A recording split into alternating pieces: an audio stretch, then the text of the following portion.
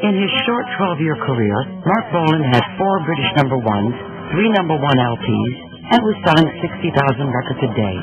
He lived the iconic rock and roll dream, evolving from teenage mod pinup to rock god, idol to millions.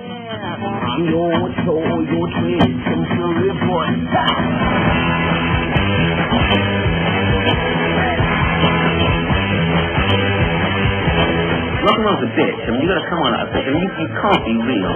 And I'm not the born sort, you know.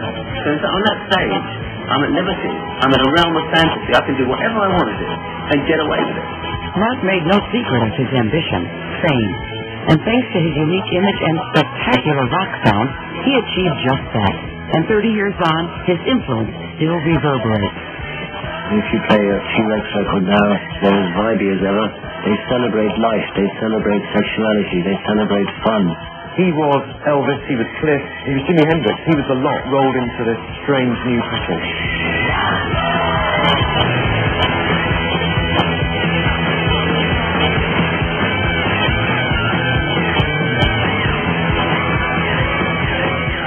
Marc Bolan was born Marc Feld on September 30th, 1947, to parents Phyllis and Sid. Home was a working-class area of North London, Stoke Newington, where Marc and elder brother Harry grew up. My mum and dad, they didn't have a lot of money. My mum worked in the market in Barrack Street. My dad was a lorry driver in our younger years, but nothing was too much for them. If they knew we wanted something, we'd have to wait, but they always managed to come up with the goods. And Mum and Dad were able to give the 9-year-old Marc the guitar he wanted for his birthday, a choice inspired by the new 50s rock and roll icon Elvis Presley. But to the young Marc, a guitar was as much a fashion accessory as a musical instrument, and he soaked up images and ideas from his childhood heroes. I think what I remember mostly about the visual aspect of rock and roll is the girl can't help it, seeing that film. Which I remember seeing Eddie Cochran, the way he held his guitar and moved, looked good, you know. I think Elvis was the man. He really used to wiggle his thumbs. And that influenced me incredibly, I think. I always used to being very impressed with the fact that he always had a guitar there, just sort of pushed it behind his back and threw it around. And of course the hair was very much part of a rock show, I think. Still Richard had about a 7-inch quiff, didn't he? And Elvis is, was always so greased up, and also like a hole in the front of his quiff that used to blow my mind. Ain't no cure for the summertime.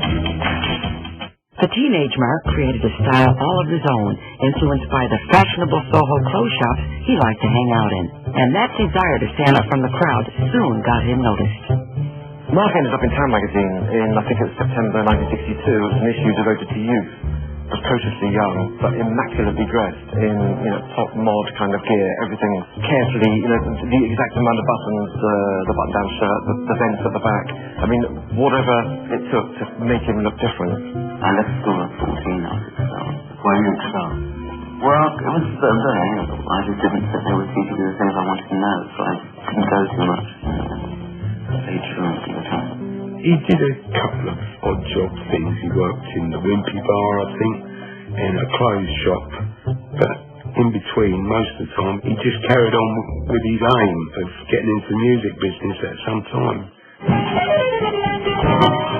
Attracted by the sound and images of the new pop industry, Marc hung out in places like the famous Two Eyes Coffee Bar, where rockers Tommy Steele and Cliff Richard had been discovered only a few years before.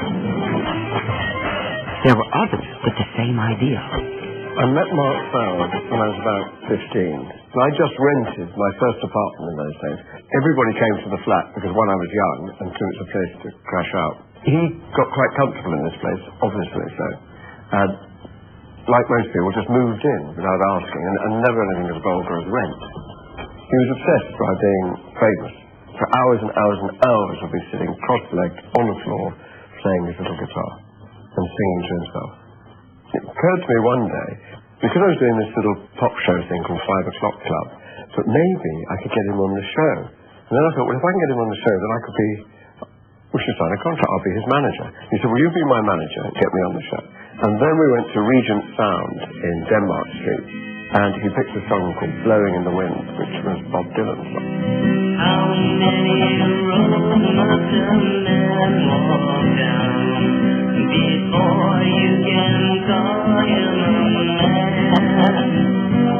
Marc did style himself as a Dylan-style folky for a while. Also, it was quite easy to do. He knew 3 chords, he could bash out a post song.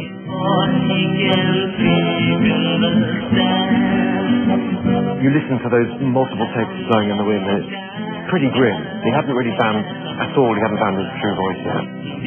When record companies passed on Blowing in the Wind, Marc moved on in search of new inspiration.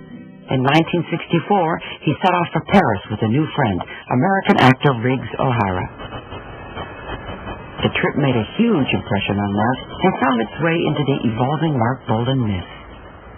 Yeah, I used to know a guy in Paris who in fact was, he would be called a black magician, I suppose, but he wasn't. He was just a very learned man. He was into numerology and Egyptian magic. And I learned he could levitate, so he really could do it. So.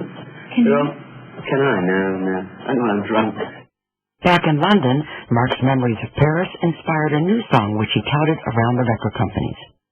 Decca Records was interested enough to release The Wizard in 1965. The record also saw Marc Feld rename himself as Marc Bolan, a key step in the reinvention of the 18-year-old Londoner into a rock legend.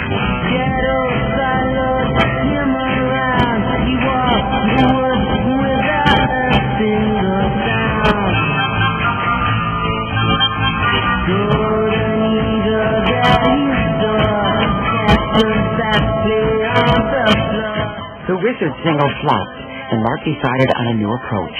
He sought out and joined manager Simon Napier Bell's roster of artists, who included the Yardbirds with Eric Clapton and Jimmy Page, and a new group, John's Children. They lacked songs, and they really, in a way, they almost lacked a frontman as well. So he decided to install Bolan in John's Children as a kind of a Pete Townsend figure, the one with the brains and the songs as well. And I wanted a folk poet, rock and roll, good-looking, superstar, boogie, woogie, schmuck, and I was around. So it's one of those. I mean, I could have been anyone. But all that happened is that I wrote Desdemona, which is a dynamite song. I don't think I was ever formally introduced to Marc. I don't think anybody at any time said to me personally. But do you remember the time that we first got him down to our club and handed him an electric guitar? He's never played electric guitar before, ever. It was literally a case of, here's the lead, and you put it into this stodgy SG, this thing, and suddenly this incredible bass splurge came out at an enormous volume. I remember when we first did Desdemona, he said it's kind of got a jailhouse rock feel. I thought, okay.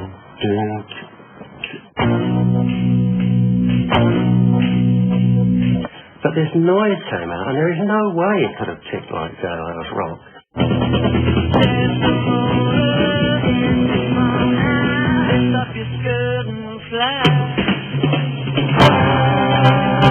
In April 1967, John's Children supported The Who on a German tour. So after a few numbers, I'd just lead into the audience. Marc would be sort of having feedback from his guitar and smashing chains on his face. John was rolling around, and I'd have a fight with him, and we'd have blood capsules and rip all our clothes off. And then, of course, riots eventually did ensue. But the riots were the last straw for The Who's management, and John's Children were thrown off the German tour. Do you remember on the way back from Germany, we stopped off in Luxembourg? Well, the car broke down, Well, no, we went and saw Rabbit Shaker.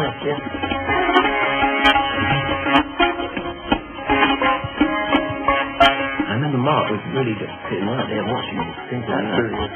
Then was on the carpet with the chopsticks. So maybe he thought, well, actually, this is the route I need to go for a while.